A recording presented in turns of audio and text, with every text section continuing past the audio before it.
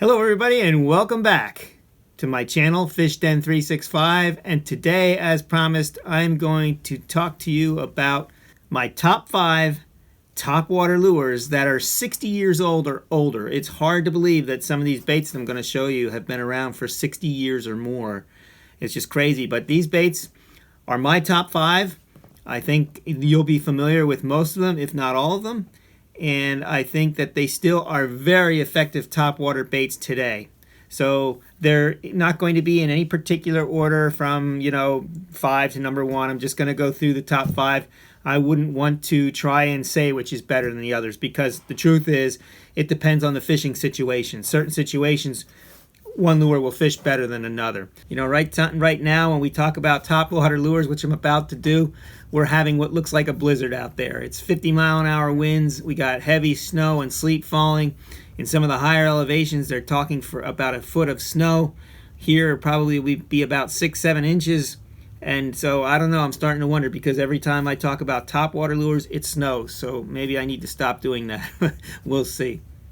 So without further ado, let's get started. Okay, the first lure I want to show you is the Heddon Zehra Spook. This lure has been around for quite some time, since 1939, I think, is when the original Zehra Spook was released. By the way, if you have any of these are the Charlie Campbell Signature Series. I have a couple of these. And if you have some, you may want to hold on to them, because there are people that are paying $40 to $50 for these right now. So they're kind of a collector's item. One thing I don't like about most of these baits, maybe all of them that I'm going to show you, is the way the hardware is set up on them. You notice that this hook doesn't have a split ring. It just has this hardware here, and the hook is just attached to the bait via a couple of screws and this metal piece. The reason I don't like that is because the hook cannot move freely. See how it gets stuck here and here and here? It can't move freely around the bait. So there's two ways that you can handle this, or there's two ways that you can deal with this. One is you can take one of these screws off and insert 2 split rings in there, and then put the screw back and then attach the hook to the bottommost split ring. That way you'll have some play for that hook. The reason why you don't want your hook to be like this is because a fish, especially a big fish like a big bass, can wedge themselves right off the bait, because the hook won't go that way, and if they fight a certain way and run in a certain direction, they can just wedge right off the bait.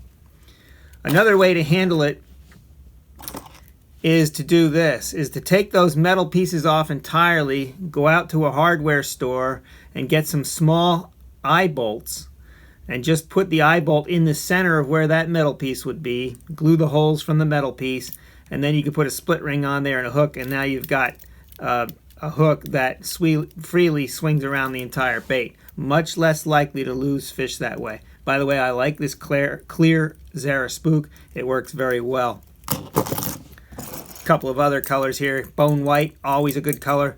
This gold and black color is also a good color and can be very good for smallmouths at times. Okay, the next lure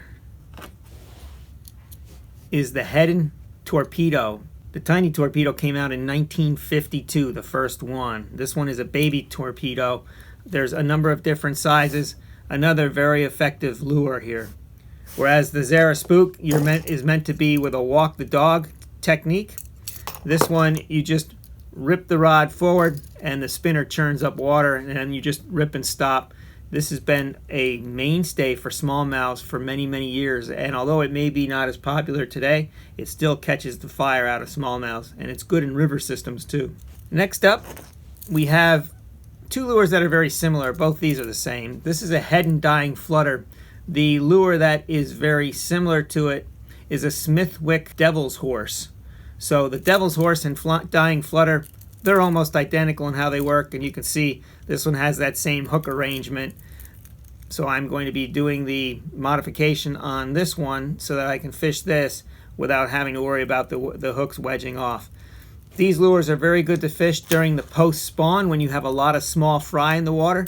And what you do is you throw the bait out, you let the ripples settle, and then you rip this thing forward, and these blades spin, and it causes a good ripping sound on the surface. It sounds a lot like the little bait fish when fish are tearing into them, and it'll attract the bass. This lure catches some big bass every year, especially around post-spawn, and the Devil's Horse is still known to be winning tournaments in some of the southern states. The next lure I'm going to show you may be a bit of a surprise, and it's probably the least popular, but it may be the best big fish killer. This is a Heddon Meadow Mouse. The original Meadow Mouse came out in 1929. I believe that was a wooden lure at the time. Since then they've gone to plastic.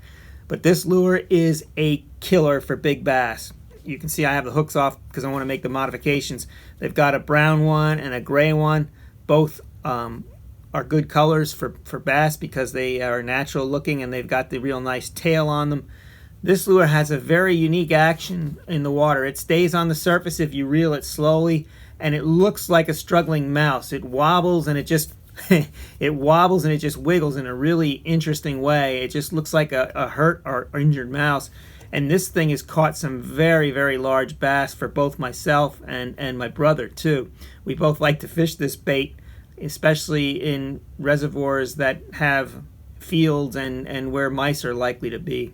Very good bait right here. Oh, by the way, I will put links in the description on where you can get these baits, assuming they're all still available. And then last but certainly not least is the Jitterbug, the Arbogast Jitterbug. This thing catches fish, especially after dark.